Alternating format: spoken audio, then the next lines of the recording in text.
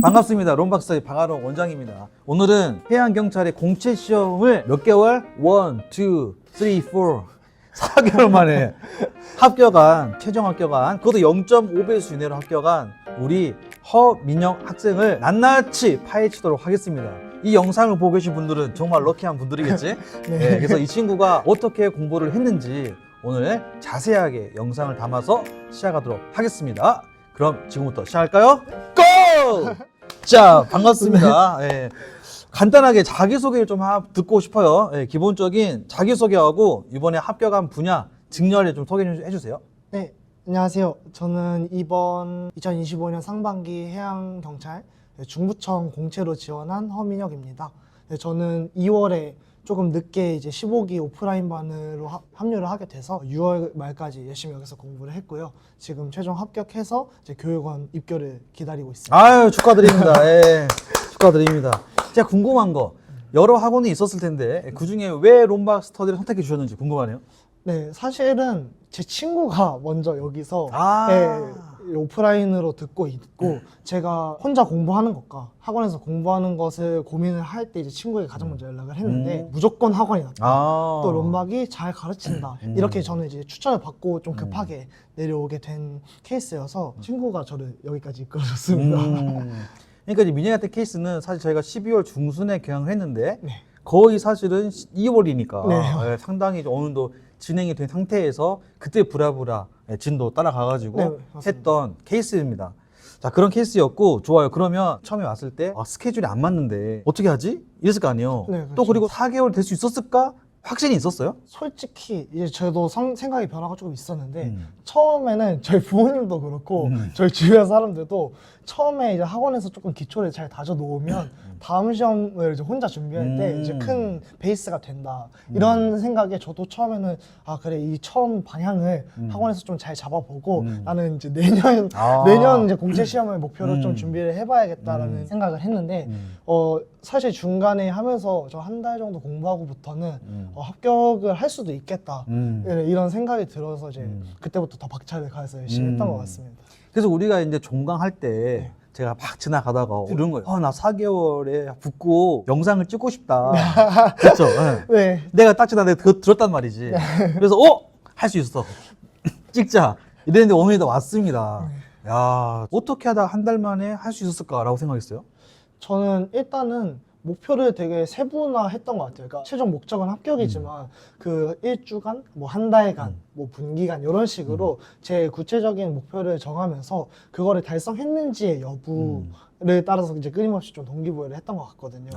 네, 그래서 제가 처음으로 이제 목표를 했던 것은 3월 중순에 저희가 이제 강의가 이제 마무리되지 않았습니까? 그때까지 제가 1회독을 이제 맞춰서 같이 해보자. 그리고 파이널을 정상 진도에 맞춰서 이제 기존에 있던 수강생들과 같이 해보자. 네, 이런 이제 첫 번째 목표였는데 네, 그거를 한 40일 정도 만에 제가 1회독을 네, 마무리하고 이제 파이널에 들어갔을 때 성적이 또 좀 잘 나왔어요. 네, 한 4등, 5등 네, 선에서 되니까 그때부터는 조금 나도 하면 할 수 있구나 이런 생각을 조금 하게 된 것 같습니다. 이렇게 보면 이제 영상 보는 분들은 이런단 말이죠. 쟤는 원래 공부를 잘했을 거야. 쟤 분명 어디서 배워왔을 거야. 어떻게 한 달 만에 그렇게 할 수가 있지? 이 의구심을 가질 것 같은데 네. 어때요? 일단은 머리가 좋고요. 절대 아니고요. 저는 그냥 일반 체대를 전공을 해서 사실 어떻게 보면 공부랑은 조금 거리가 있었어요. 운동을 좀 좋아해서 실기랑은 맞을 수 있을지 모르나 네, 성적이랑은 이제 그렇고요. 또 학교 다닐 때 이제 저를 불러준 그 친구가 제 학교 동기인데 그 친구도 혹시 아마 그 친구 붙었나요? 네, 이번에 사회 공채로 또 같이 초시로 네, 초시로 합격을 했습니다.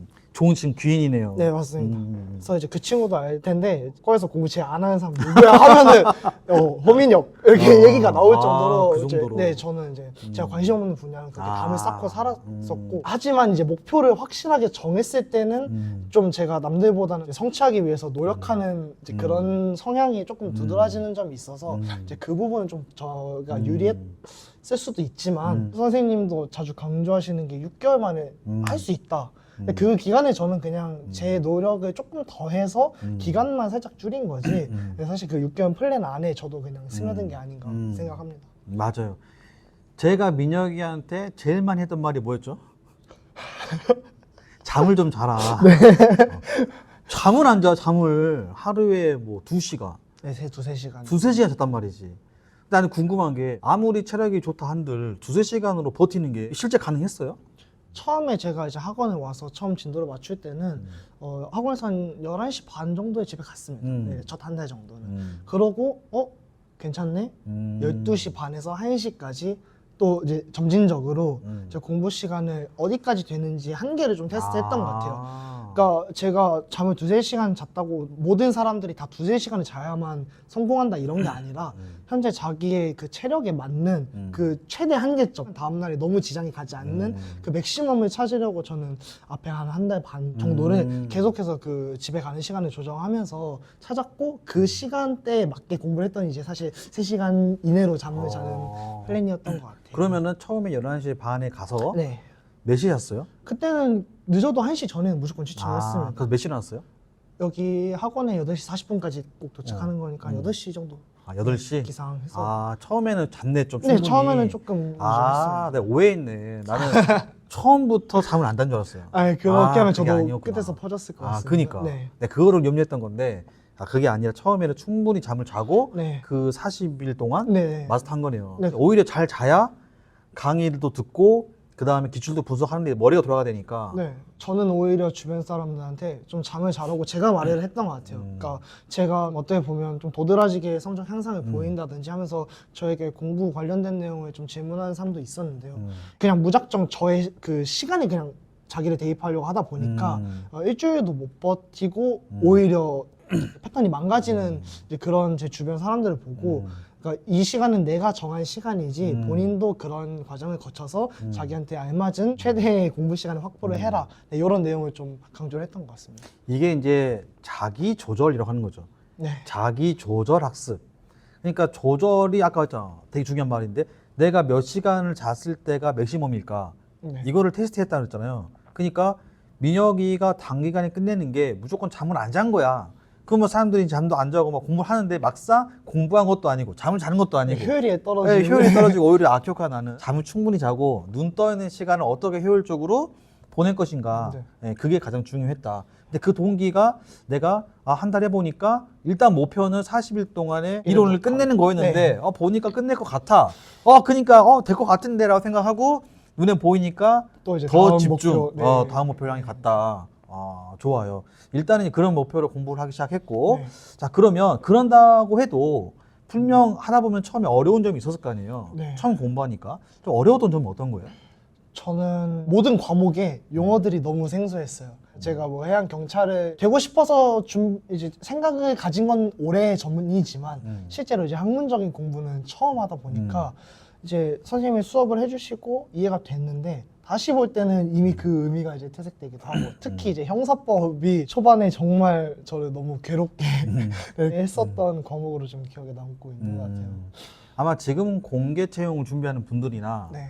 그 다음에 뭐 간후보나 해양경찰학과 특채인 분들의 공통 과목이 형사법이잖아요. 네, 그렇죠. 그래서 형사법을 얼마나 단기간에 잡냐가 사실 공채 수험 기간을 굉장히 결정하는 요소라고 생각을 해요. 네. 자, 그럼 아마 질문도 많이 받았을 거예요. 네. 네. 다 드디어 때가 왔습니다.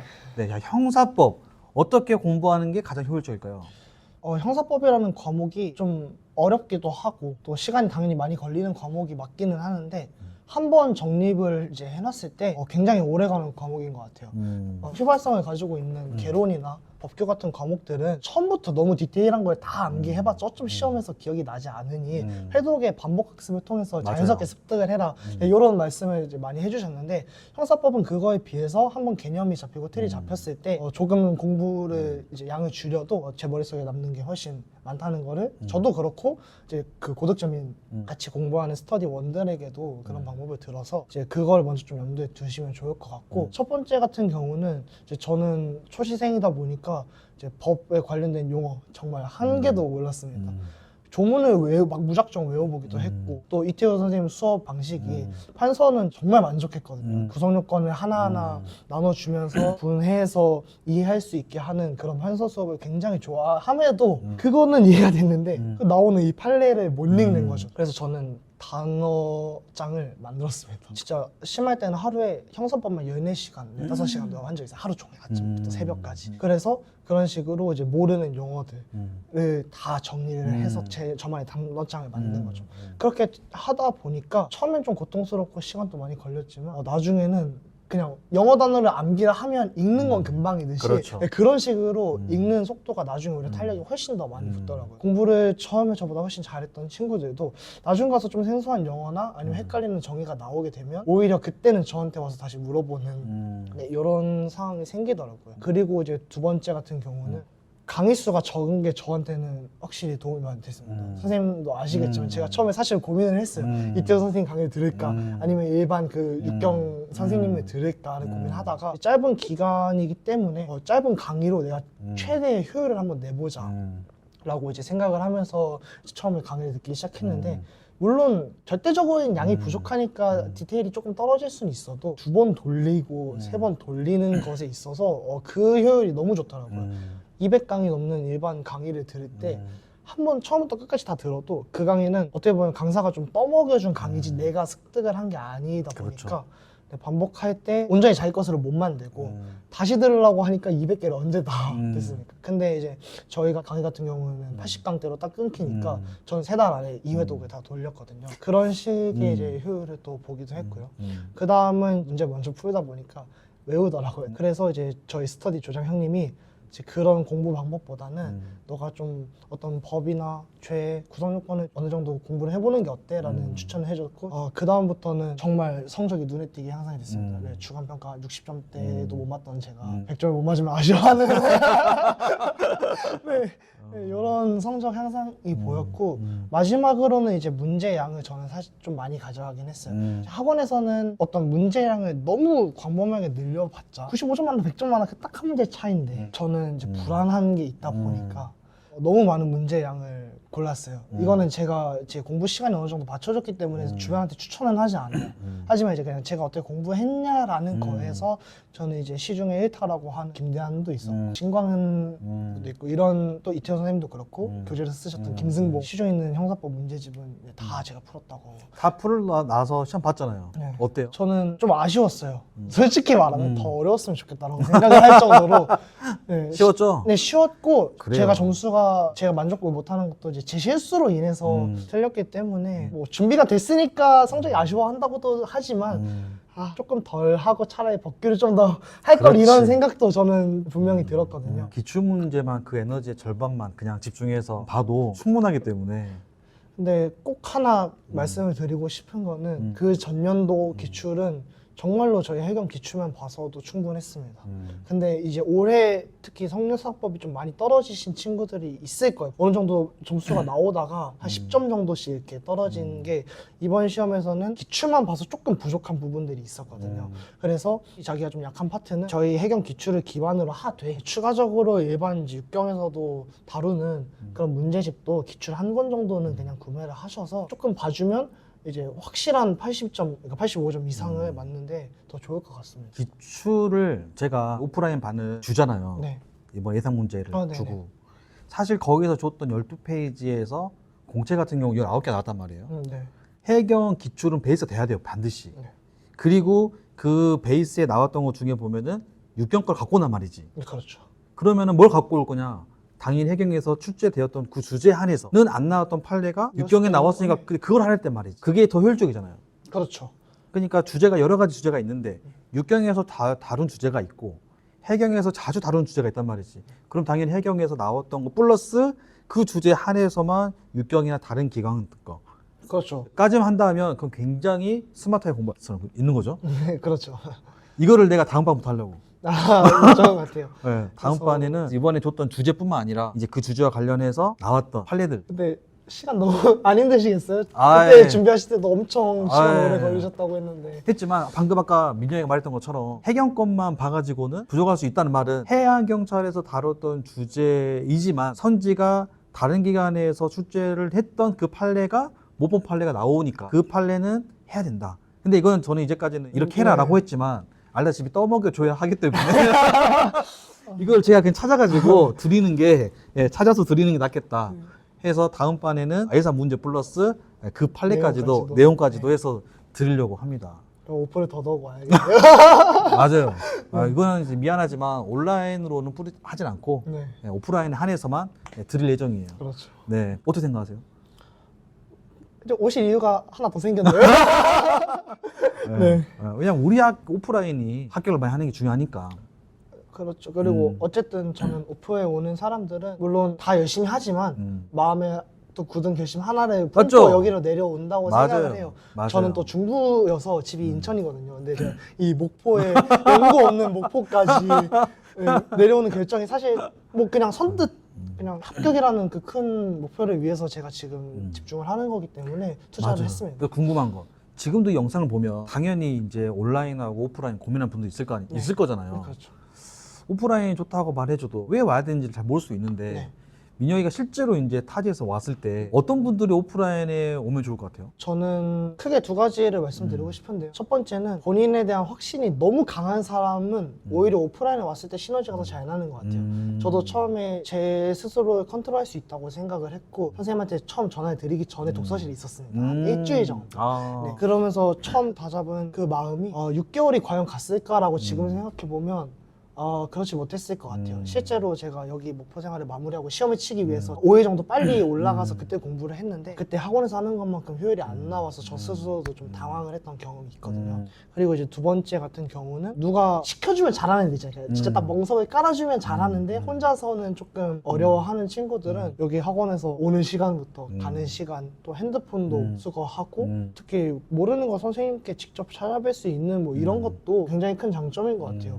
6개월 공부하고 있는 제 친구 중에 현강 이제 오프라인을 다니는 친구들이 있는데 인원수가 너무 많다 보니까 선생님 얼굴 한번 보기도 힘들다고 하더라고요. 자기는 비싼 돈을 주고도. 근데 저희는 사실 그것보다도 훨씬 거의 반값입니다. 진짜로. 맞아요. 네, 지금 관리반 거의 400이 넘어간다고 하더라고요. 육경. 근데 저희는 그것보다 훨씬 더 저렴한 가격에 또 회경 자체가 인원이 적기도 하지만 어쨌든 딱 정해진 인원이 선생님과 계속 소통하면서 이렇게 만날 수 있는 점이 가장 큰 장점이 아닌가 싶습니다. 우리는 이제 강의실하고 사무실이 다 한 층에 가 있으니까 네. 물론 이 문턱이 같은 층에 있는데 먹어오는 게 상당히 무겁긴 하지만 두드리는 때 연기가 필요하지만요. 연기가 필요하지만 네. 근데 확실한 거는 사무실 그 문턱을 넘어가지고 질문한 사람들은 대부분 합격을 해요. 네.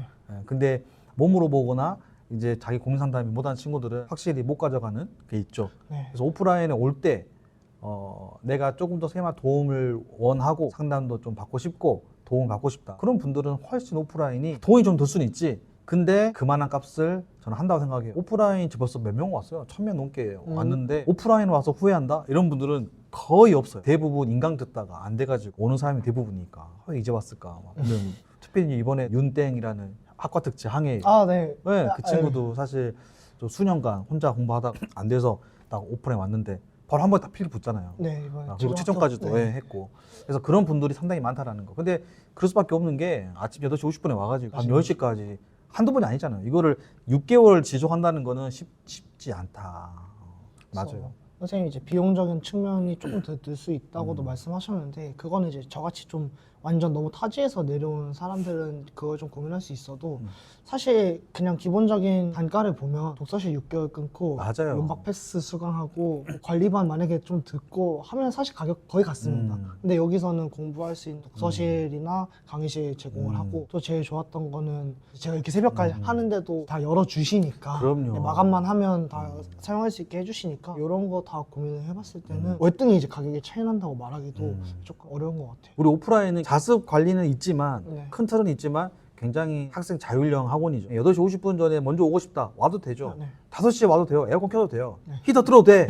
그거 돈 나가는 거 아깝지 않습니다. 그거는 한 명이 있더라도 공부해도 돼. 나 나가는 사람도 본인이 이렇게 제일 마지막에 나간 사람만 불 끄고 나가주면 되는 거니까 네. 얼마나 좋아요. 자율적으로 할 수 있다는 게. 제가 2달 동안 열심히 볼거 많았어요. 전기세가 여기 임대비가 더 많이 나와요. 근데 괜찮아. 그 정도로 공부를 많이 하고 있기 때문에 그렇다. 그래서 오프라인을 고민하는 분들은 주저하지 말고 오프라인으로 오는 게 좋다라고 하는 그렇죠. 거고.